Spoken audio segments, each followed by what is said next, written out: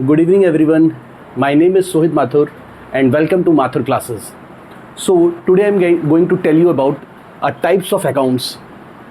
So आप देख सकते हैं कि मैंने यहाँ पर आपके अकाउंटिंग के पूरे कंप्लीट चार्ट्स बना दिए हैं. मैं आपको समझाता हूँ कि अकाउंट्स कितने टाइप्स के होते हैं. तो अकाउंट यहाँ पर हमारे 3 टाइप्स के होते हैं: पर्सनल, रियल और नॉमिनल अकाउंट. अकाउंट हमारे 3 टाइप्स के होते हैं: पर्सनल, रियल और नॉमिनल अकाउंट. पर्सनल अकाउंट भी हमारे 3 टाइप्स के होते हैं: natural person account, artificial personal account और representative personal account. Personal account भी हमारे 3 टाइप्स के होते हैं: नेचुरल पर्सनल अकाउंट, आर्टिफिशियल और representative personal account. Natural personal account उनको बोलते हैं जिसमें किसी व्यक्ति का नाम आता है, जैसे कि राम, श्याम, मोहन, सोहन, सीता, गीता. कोई भी अगर नाम आ रहा है किसी भी पर्सन का किसी अकाउंट में, किसी ट्रांजेक्शन्स में, that means is personal account. इसके बाद आर्टिफिशियल पर्सनल अकाउंट होता है. आर्टिफिशियल पर्सनल अकाउंट में कोई भी ऑर्गेनाइजेशन का नाम, कोई भी संस्था का नाम आता है. जैसे कोई भी संस्था का नाम ले लेते हैं, जैसे टाटा कंपनी हुई, रिलायंस हुई, कोई बैंक हुआ, कोई स्कूल हुआ, any organization name included under artificial personal account. इसके बाद हमारा थर्ड आता है रिप्रेजेंटेटिव पर्सनल अकाउंट. तो पर्सनल अकाउंट का हमारा तीसरा टाइप है रिप्रेजेंटेटिव पर्सनल अकाउंट. अक्सर स्टूडेंट इसमें कंफ्यूज होते हैं कि रिप्रेजेंटेटिव मीन्स क्या होता है. रिप्रेजेंटेटिव का मतलब होता है जो नेचुरल और आर्टिफिशियल को रिप्रेजेंट करे, उनको उनके बारे में बताए, रिप्रेजेंट करे. जैसे outstanding expenses account. Outstanding expenses का मतलब होता है ऐसे खर्चे जिनका भुगतान करना बाकी है, अभी पेड नहीं किया गया है. अब जिस खर्चों को अभी हम पेड नहीं किए हैं तो वो किसको नहीं पेड किए होंगे? ऑब्वियस सी बात है कि या तो हम किसी व्यक्ति को नहीं पेड किए होंगे या तो किसी संस्था को नहीं पेड किए होंगे. तो ये व्यक्ति और संस्था को रिप्रेजेंट कर रहा है हमारा आउटस्टैंडिंग एक्सपेंसेस अकाउंट. इसके अलावा हमारा प्रीपेड एक्सपेंसेस आता है कि हमने पैसे एडवांस चुका दिए हैं, हमारे ऐसे खर्चे जिनको हम एडवांस चुका दिए हैं. तो हम खर्चे किसको एडवांस चुका देते हैं? किसी व्यक्ति या किसी संस्था को. तो ये व्यक्ति और संस्था को रिप्रेजेंट करता है हमारा प्रीपेड एक्सपेंसेस अकाउंट. इसी तरह से इनकम के भी 2 रूप होते हैं: एक्रूड इनकम और अनएक्रूड इनकम.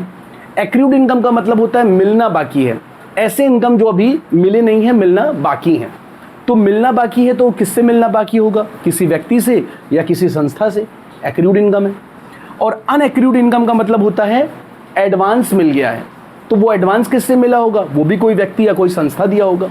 इसके अलावा भी हमारे कैपिटल, हमारा ड्राइंग, हमारे डेटर्स, हमारे क्रेडिटर्स भी रिप्रेजेंटेटिव पर्सनल अकाउंट के अंदर आते हैं.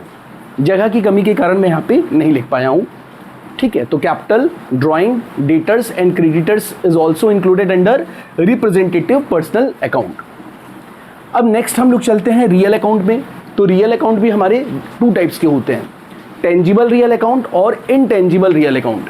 टेंजिबल मीन्स दिखने वाली संपत्ति, जिन संपत्तियों को हम लोग टच कर सकते हैं, देख सकते हैं, वो हमारी संपत्तियां होती हैं. जैसे कि कैश, स्टॉक, मशीनरी, फर्नीचर, ये सारी जितनी भी संपत्तियां होती हैं वो टेंजिबल हैं. और इनटेंजिबल का मतलब है अदृश्य, जिनको हम नहीं देख सकते हैं बट हम उनको फील कर सकते हैं. जैसे कि goodwill, copyright, patent and trademark. Goodwill means name and fame of any business organization. तो ये हम क्या करते हैं? फील कर सकते हैं कि हाँ किसी कंपनी का बड़ा नाम है, ठीक है. कॉपीराइट, जब भी कोई राइटर हुआ, म्यूज़िक डायरेक्टर हुआ, कोई अपना किताब लिख रहा है, कोई म्यूज़िक बना रहा है, तो वो अपना कॉपीराइट करा लेता है. आपने किताबों पे ऐसा निशान भी बहुत देखा होगा, कॉपीराइट का ऐसा निशान देखा होगा, तो वो कॉपीराइट है. पेटेंट, आपने कोई नया आविष्कार किया, नई इनोवेटिव खोज किया, आपने उसका पेटेंट करा लिया. और ट्रेडमार्क मतलब लोगो. तो ये सारी जो चीज़ें होती हैं वो रियल अकाउंट के अंदर आती हैं. इसके अलावा आता है हमारा third nominal account. Nominal account के अंदर भी हमारी 2 चीज़ें आती हैं: एक्सपेंसेस या लॉसेस का अकाउंट आता है, या इनकम, प्रॉफिट या गेन का अकाउंट आता है.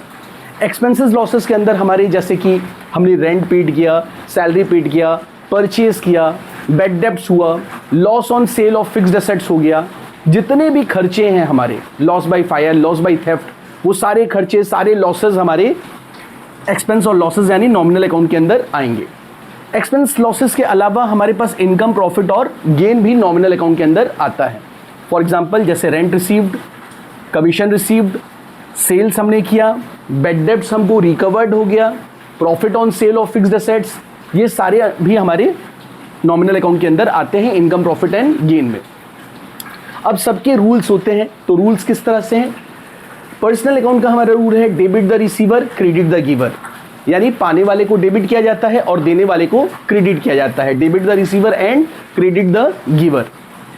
रियल अकाउंट का रूल है debit what comes in credit what goes out, जो संपत्ति बिजनेस के अंदर आती है उसको डेबिट करते हैं और जो संपत्ति बिजनेस से बाहर जाती है उसको क्रेडिट करते हैं। इसके अलावा हमारा नॉमिनल अकाउंट का रूल होता है debit all expenses and losses and credit all incomes profit and gains.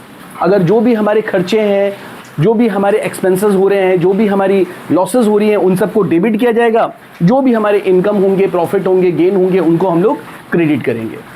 तो ये रूल्स आपको याद होने, golden rules of accounting, types of accounting या क्लासिफिकेशन ऑफ अकाउंटिंग आप कह लीजिए, ये याद होने आपको ज़रूरी है, तभी आपको जर्नल एंट्री आप बना पाएंगे। ठीक है, तो आज के लिए इतना, फिर आगे हम लोग नए वीडियो के साथ मिलते हैं। ओके, धन्यवाद।